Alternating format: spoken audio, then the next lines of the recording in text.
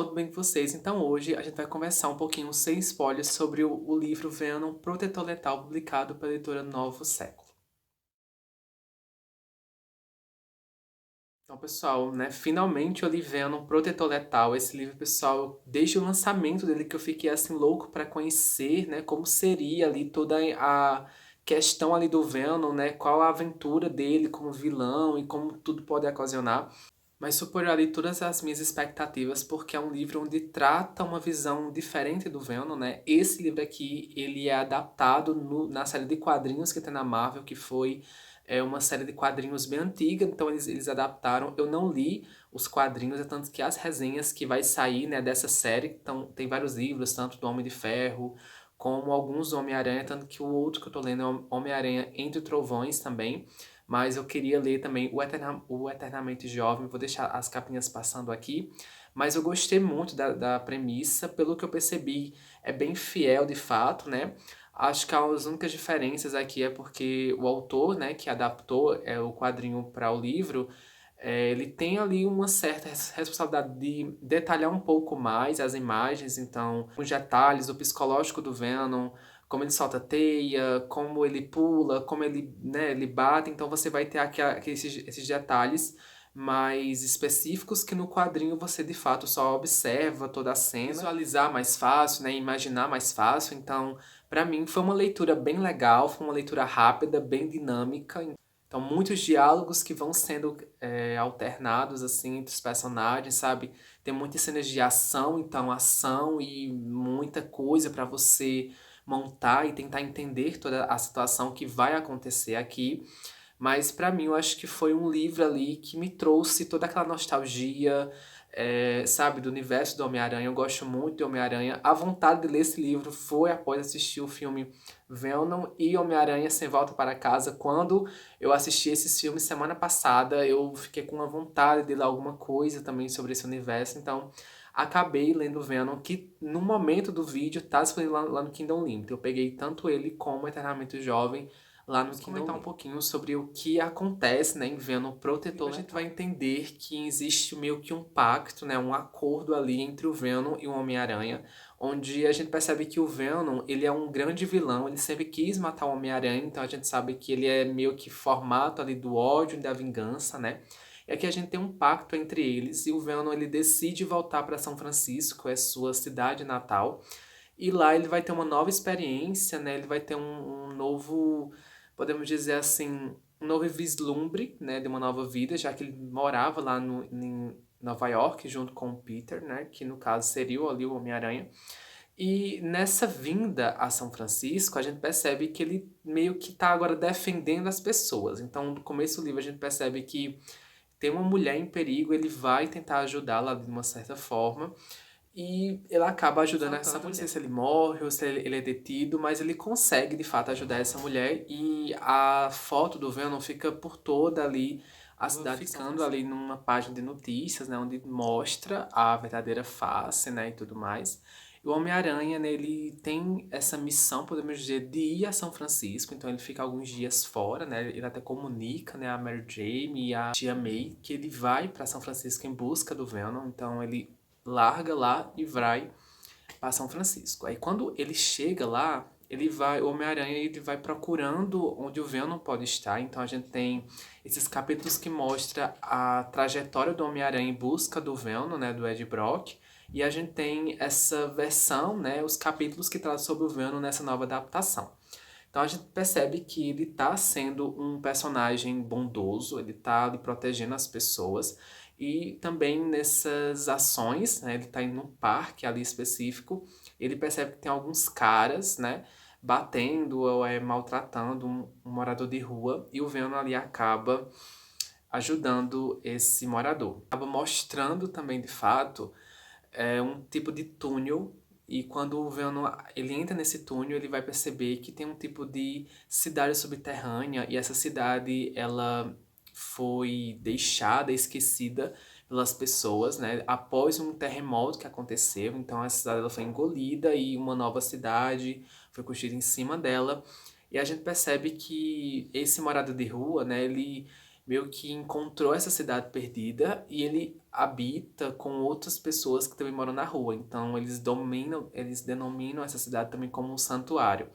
Então o Venom ajuda esses senhores e eles também têm essa missão, esse afeto de ajudá-los também. Só que assim, no primeiro momento, onde você vai ter essa proteção do Velno nessa cidade, ele tem um certo desdém, né? Ninguém quer ele por lá, então a aparência dele vai ser um pouco prejudicada, então, não sei, eles vão comentar ali que ele é um tipo de demônio, se não me engano tem um padre ou é um sacerdote que vai comentar sobre isso. Enfim, mas ele não é muito bem querido, sabe, por todos naquele santuário.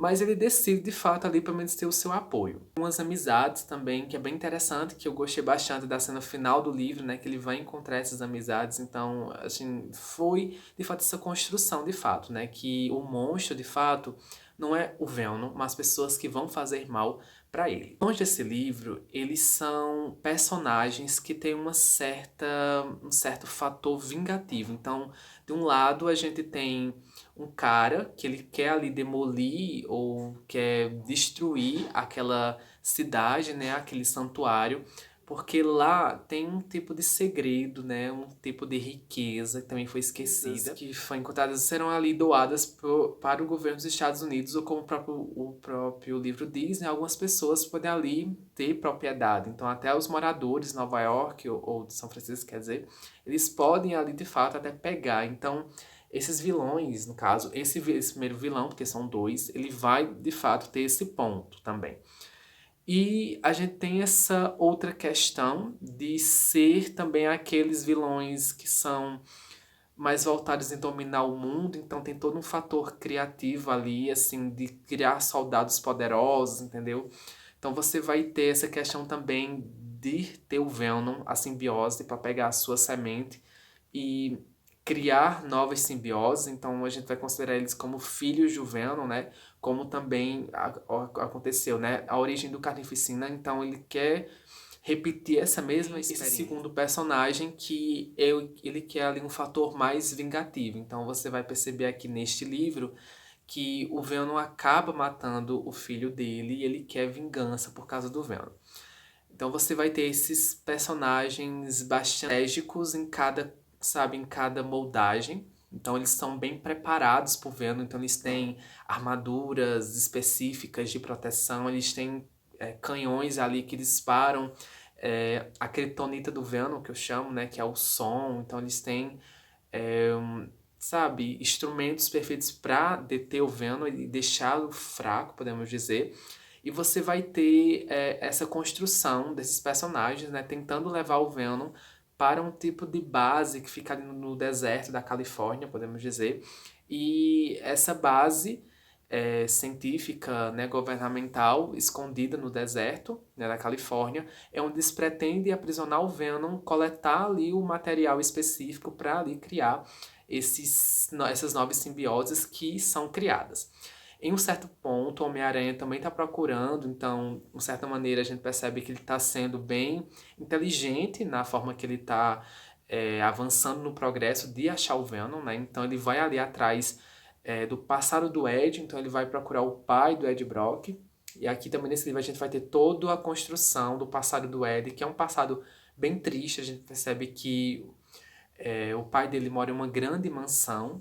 Ele é um cara assim também bem frio, podemos dizer, sabe? Ele tem uma certa, assim, sabe, de ódio, ou não gostar tanto do Ed, mesmo ele sendo uma pessoa que sempre quis agradar o pai. Então ele é um ótimo atleta, ele é uma pessoa, assim, caso Ed Brock, ele sempre foi um dos melhores estudantes para tentar orgulhar do pai, né? Mas isso também, essa rixa, essa raiva, veio a partir da mãe, que faleceu após ter o nascimento do bebê. O bebê era o Ed, então o pai culpa muito o Ed por conta disso.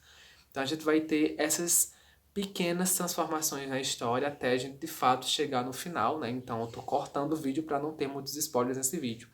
Mas no final, a gente vai perceber que o Ed vai pedir a ajuda do Peter. Tem esses dois personagens, né, lutando para proteger o bem maior, né, onde as pessoas são injustiçadas. Então a gente tem o Ed e o Peter nessa base lá do deserto. Tanto o Homem-Aranha vai conseguir ir por conta de uma certa intriga, de uma simbiose mulher, e o Ed ele vai ser enganado, então eles vão se encontrar lá naquela base e eles vão lutar juntos com tudo isso, né?